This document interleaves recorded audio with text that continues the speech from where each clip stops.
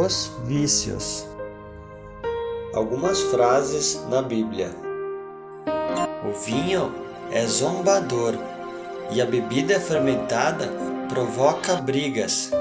Não é sábio deixar-se dominar por eles. Ai dos que se levantam cedo para embebedar-se e se esquentam com o vinho até a noite. Tenham cuidado com a maneira como vocês vivem, que não seja como insensatos, mas como sábios, aproveitando ao máximo cada oportunidade, porque os dias são maus. Portanto, não sejam insensatos, mas procurem compreender qual é a vontade do Senhor.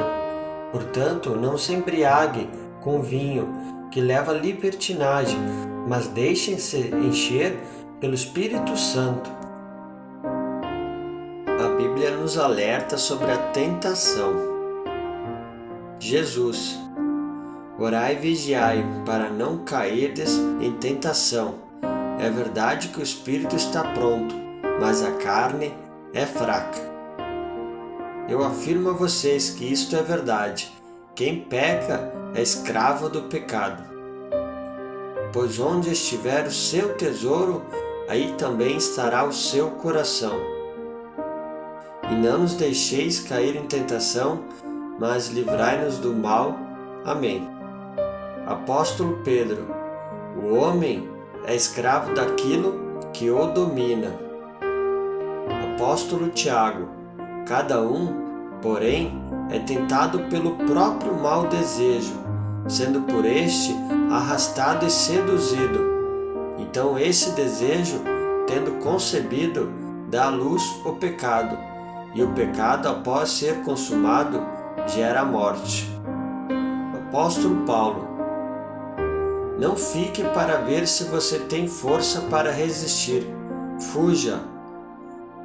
Não sobreveio a vocês tentação que não fosse comum aos homens, e Deus é fiel. Ele não permitirá que vocês sejam tentados além do que podem suportar. Mas quando forem tentados, Ele mesmo providenciará um escape para que o possa suportar. Salomão: meu filho, se os maus tentarem seduzi-lo, não ceda. Allan Kardec: todo tipo de vício é escravidão, é uma doença, é idolatria. Todo tipo de vício te afasta de Cristo. Jailson Pinheiro: o maior vício é o da fuga.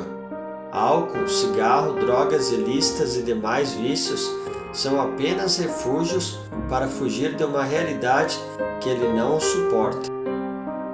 Livro dos Espíritos. Que se deve pensar do homem que procura nos excessos de todo gênero o requinte dos gozos? Pobre criatura, mais digna é de lástima que de inveja, pois bem perto está da morte. Perto da morte física ou da morte moral? De ambas.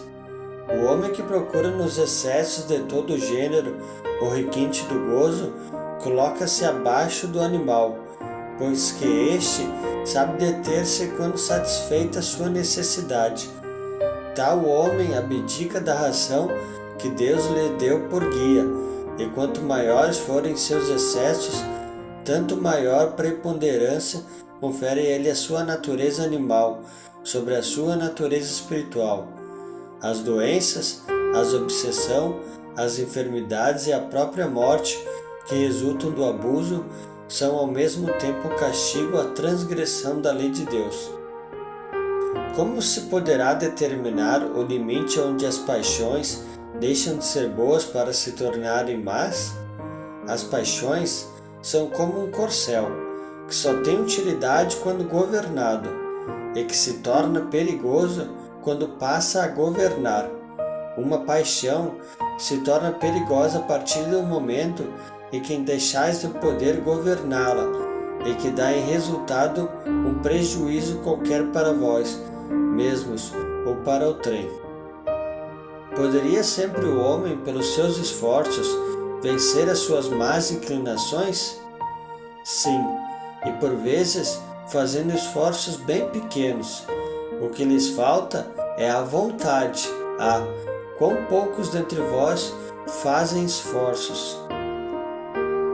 Pode o homem achar nos espíritos eficaz assistência para triunfar de suas paixões?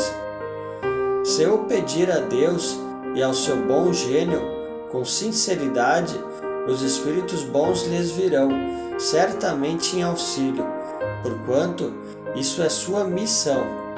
Não haverá paixões tão vivas e irresistíveis que a vontade seja impotente para dominá-las? Há muitas pessoas que dizem, quero, mas a vontade só lhes está nos lábios. Querem, porém muito satisfeitas, ficam que não seja como querem. A quando o homem crê que não pode vencer as suas paixões, é que seu espírito se compraz nelas, em consequência da sua inferioridade. Compreende a sua natureza espiritual aquele que as procura reprimir. Vencê-las é para ele uma vitória do espírito sobre a matéria. Jesus nos alerta para eliminarmos todas as tendências viciosas enquanto ainda estamos aqui na terra. Evangelho de Jesus Cristo. Vocês ouviram o que foi dito, não cometa adultério, mas eu lhes digo, quem olhar para uma mulher e desejar possuí-la, já cometeu adultério no seu coração. Portanto, se o seu olho direito serve de escândalo, arranca-o e lança-o fora de ti, porque melhor te é que se perca um de teus membros do que todo o seu corpo ser lançado no inferno. E se a tua mão direita te serve de escândalo, corta e lança-o fora de ti, porque melhor te é que se perca um dos teus membros do que todo o seu corpo ir para o inferno. Evangelho segundo o Espiritismo. Se vossa mão é causa de escândalo, cortai-a. Figura enérgica esta, que seria absurda se tomada ao pé da letra, e que apenas significa que cada um deve destruir em si toda causa de escândalo, isto é, de mal, arrancar do coração todo sentimento impuro e toda tendência viciosa. Em seu sentido vulgar, escândalo é tudo aquilo que choca a moral ou as conveniências, de maneira ostensiva. O escândalo não está propriamente na ação, mas nas repercussões que ela possa ter. Escândalo não é somente o que choca a consciência alheia, mas tudo o que resulta dos vícios e das imperfeições humanas, todas as más ações do indivíduo para indivíduo, com ou sem repercussões.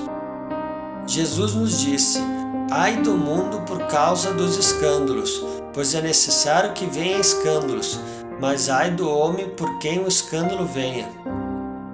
Evangelho segundo o Espiritismo. É preciso que haja escândalo no mundo, disse Jesus, porque imperfeitos como são na terra, os homens se mostram propensos a praticar o mal, e porque a árvore más dão maus frutos. Deve-se, pois, entender, por essas palavras, que o mal é uma consequência da imperfeição dos homens, e não que haja para estes a obrigação de praticá-lo. É necessário que o escândalo venha, porque estando em expiação na terra, os homens se punem a si mesmos pelo contacto de seus vícios, cujas primeiras vítimas são eles próprios, e cujas inconvenientes acabam por compreender. Quando estiverem cansados de sofrer devido ao mal, procurarão remédio no bem. A reação desses vícios serve, pois, ao mesmo tempo de castigo para uns e de prova para outros. É assim que Deus faz sair o bem do mal. Livro dos Espíritos. Por que indício se pode reconhecer uma civilização completa? Reconhecê-la-eis pelo desenvolvimento moral. Credes que estáis muito adiantados porque tendes feito grandes descobertas e obtido maravilhosas invenções? Porque vos alojais e vestis melhor do que os selvagens? Todavia, não tereis verdadeiramente o direito de dizer-vos civilizados, senão quando de vossa sociedade houverdes banido os vícios que a desonram, e quando viverdes como irmãos, praticando a caridade cristã. Até então, sereis apenas povos esclarecidos, que hão percorrido a primeira fase da civilização.